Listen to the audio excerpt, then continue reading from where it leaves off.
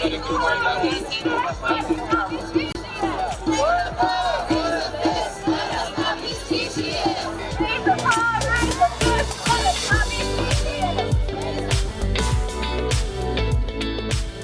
Veggie Pride Parade in New York City is a forum for ideas.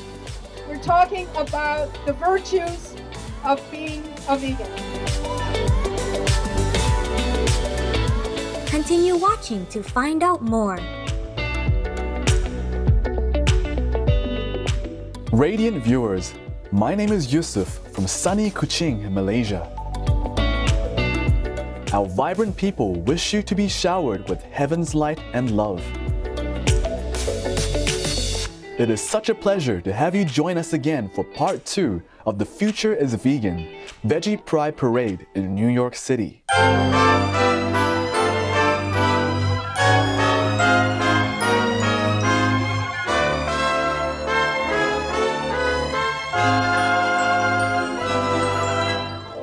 Vegans and non-vegans alike descend onto New York City to celebrate, to showcase vegan power, to demonstrate what a vegan lifestyle is, to entertain and to educate the public about veganism. In the last episode, we followed the street parade that set out at 11 a.m. and attracted a huge crowd of vegans and the veg-curious community. The procession arrived at Union Square Park during lunch hour, which was a perfect time to enjoy some delicious vegan food and get energized for the remaining programs. A stage for the speakers and performers had also been set up. The Veggie Pride Parade in New York City is a forum for ideas. We're talking about the virtues of being a vegan. Every year, the event organizers work hard to compile a list of speakers in order to keep up with what's going on in the vegan community. The speakers range from vegan elites who play key roles in driving recent events, to grassroots leaders and people running vegan businesses, to media and professionals. It's very informative to hear about veganism from different perspectives, covering issues such as environmental protection, animal agriculture, and nutrition. Today, we will showcase some speakers from the Veggie Pride Parade of recent years. First, let's hear from Fred Beasley, who has been making inroads for Meatless Mondays in NYC schools. Meatless Mondays is the initiative kicked off in New York City, again, by the Mayor de Blasio, the Brooklyn Borough President Eric Adams, as well as the NYC school chancellor. And again, the goal is to cut down that carbon imprint, to get our kids in New York City to understand how beneficial it is to start to eat less meats, to eat less things that actually can contribute to heart disease, that contribute to cancer, that can contribute to diabetes. What we found is that this generation of children in New York City and also around the world are the first generation predicted to pass away before their parents because of lifestyle choices. That number one lifestyle choice being the foods that we consume. So again, NYC Hip Hop is Green is on the front lines, making sure that our kids understand that they have choices when it comes to what they put on their plate and what they consume, and also working with politicians, community organizations, and again, surrounding our youth with love and letting them know that there's more to life than McDonald's, Burger King, and things of that nature. The Meatless Monday program was first piloted in 15 schools in Brooklyn in the spring of 2018 and is now expanded citywide thanks to Fred's many years of advocating for vegan options in our schools. The Humane Party's U.S. presidential candidate for 2016 and now for 2020, Clifton Roberts, also confirmed that legislation of favoring veganism is important to the vegan movement in his 2017 speech. The reason I came out here today is because prior to 2014, I was a vegan, an animal rights activist. And I knew that we needed to take our cause to the next level. And I looked back at history, I looked back at data, and I saw that the way that we received rights for women, the way that we receive rights for African Americans and the LGBT community is through legislation. So that's why I ran for the President of the United States. I did not hesitate. When the board of directors approached me after volunteering my time as CEO for the political party, I agreed. That's so true. We certainly wish Mr. Roberts all health and success, thus allowing veganism to spread on a massive scale with policymakers' help.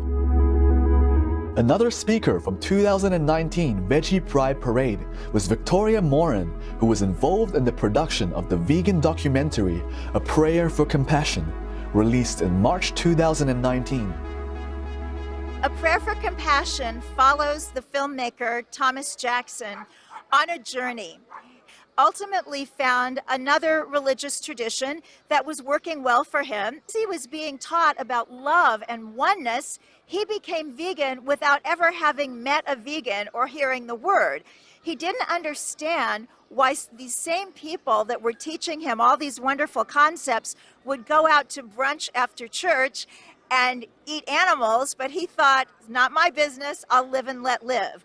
But then his daughter was born. This also coincided with his seeing the film Cowspiracy and learning about the environmental connection to our food choices. So he knew that he could no longer be a live and let live vegan. For his daughter and other children, he had to do something. So he prayed and meditated, and the message that he got was to make a film that would reach out to the people at his church and other religious traditions around the world and find out what's the missing piece. Why isn't the veganism here?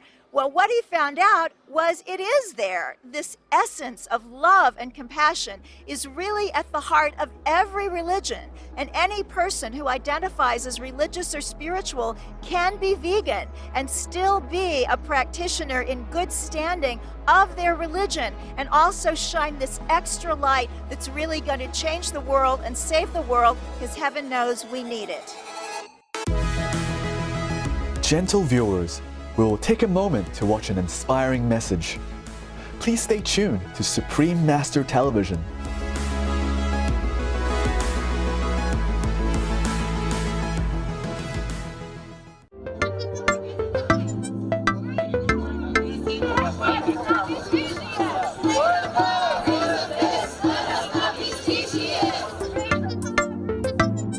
Welcome back, enlightened viewers.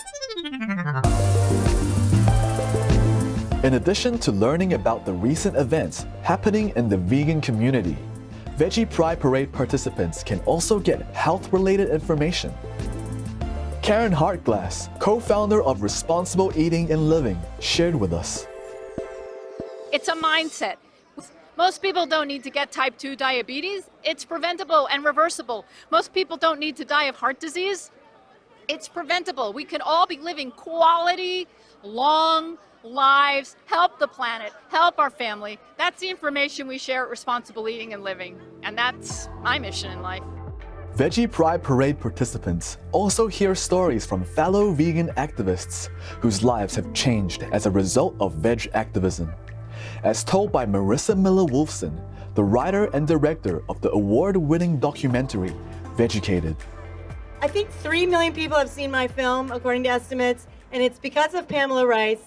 Her little pamphlet, 101 Reasons Why I'm a Vegetarian, pushed me from vegetarian to vegan in 2002. And 2 weeks later, I attended my first farm animal protection conference and met my husband. Thank you, Pamela, for changing my life. Thank you. And it's the power of one pamphlet, guys. Sometimes that's all it takes. It's so encouraging to see how one candle can light up another on the road to veganism. We simply can't leave out our long-term alliance on the road of establishing a cruelty-free world. The non-profit organizations and the amazing people who represent them, such as Jessica Carter from Compassion Over Killing, Compassion Over Killing is a national animal rights nonprofit. And so our organization started back in 1995, and we primarily focus on highlighting the truth of what goes on undercover in factory farms. We also do outreach to the community. So I go to community recreation centers, schools, churches, festivals like this, and I share just how simple and flavorful plant-based eating is with the recipes that I create. Other important information worth knowing is how to make a vegan transition easily.